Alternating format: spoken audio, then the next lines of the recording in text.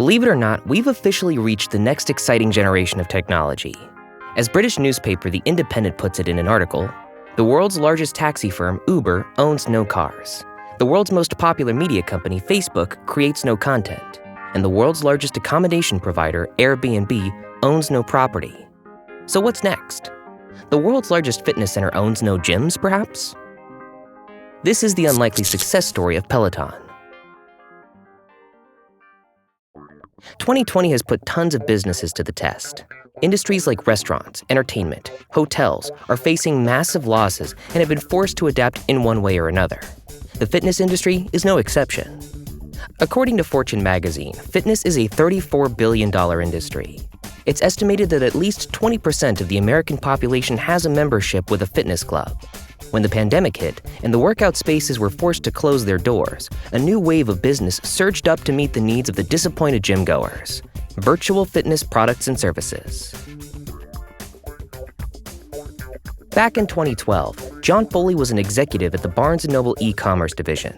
He helped launch Nook e-reader to compete with Amazon's Kindle.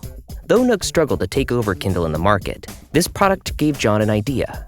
Both Nook and Kindle combine the software and hardware platforms as a product to consumers. As an avid athlete himself, Foley was wondering if he could create a similar product in the fitness area. During that time, boutique fitness studios like SoulCycle and Flywheel were getting popular in New York City, where John and his family used to live. John noticed that his wife would need to plan days ahead just to reserve a spot in those classes. Knowing that spin classes were constrained to a physical space, he saw the golden opportunity in moving the exercise classes to a virtual space or bringing them home. And with that, the idea of Peloton bikes came alive. At first, John thought his 20 years of corporate experience and his golden idea would get investors to throw money at him right away. But after spending 3 years of pitching the company to thousands of investors, he didn't get a single dime. In an interview with Reid Hoffman, John Foley mentioned that investors would reject the idea with all kinds of reasons. No one wants to ride a bike at home. You're too old. I don't invest in hardwares, it's too risky. You're based in New York? Sorry, I only invest in California startups. The fitness industry is a dopey category. At this point, it seems like the Netflix of fitness business idea wasn't able to take off. But what surprised John the most was that the investors seemed to have more doubts about him rather than the idea. So what's wrong with John? While studying at Georgia Tech, John followed his father's advice to pursue a degree in industrial engineering, but it was a mistake in hindsight. In the startup and tech industry, mechanical and electrical engineers are more respected and highly sought after. Industrial engineer was never anyone's first choice. On one hand, John had to pitch the business idea to the investors, and on the other hand, he had to pitch himself to convince the investors.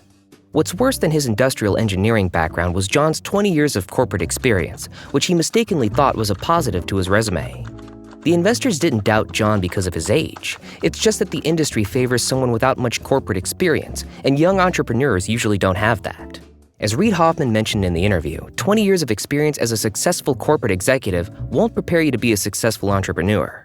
Entrepreneurship takes a very different playbook than being an employee, and investors didn't have faith in John's background. So even with his impressive Harvard Business School degree and his strong ambition, John wasn't able to persuade any angel investors or VCs. Peloton eventually turned to Kickstarter to raise funding.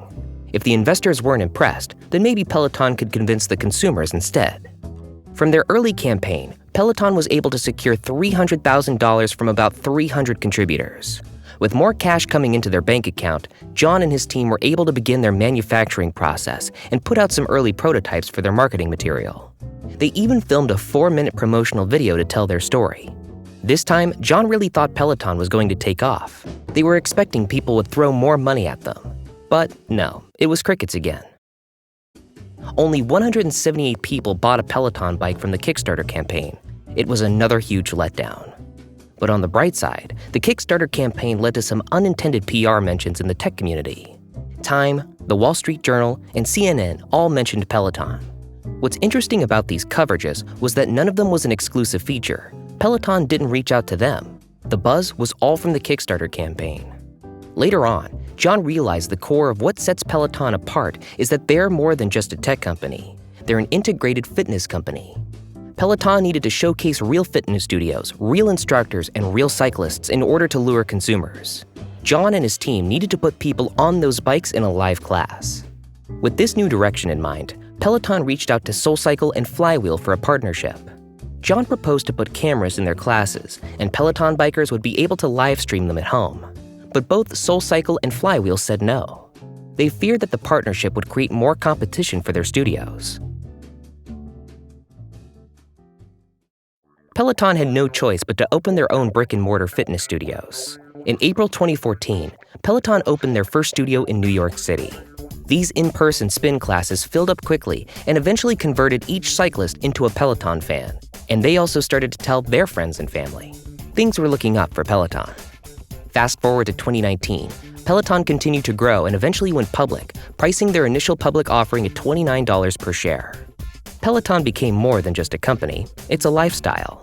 CNBC went even further to say that they had a cult following. It's becoming a national phenomenon. As a triathlete himself, John knows a thing or two about cult following and fitness. People who participate in the Ironman, they'd get tattoos to commemorate it. People who go to SoulCycle, they'd wear tank tops with the logo on them as a badge of honor. There is a strong sense of community in fitness, and people are passionate enough to spend money for their fitness needs. Peloton was able to capitalize the same following to raise their brand awareness.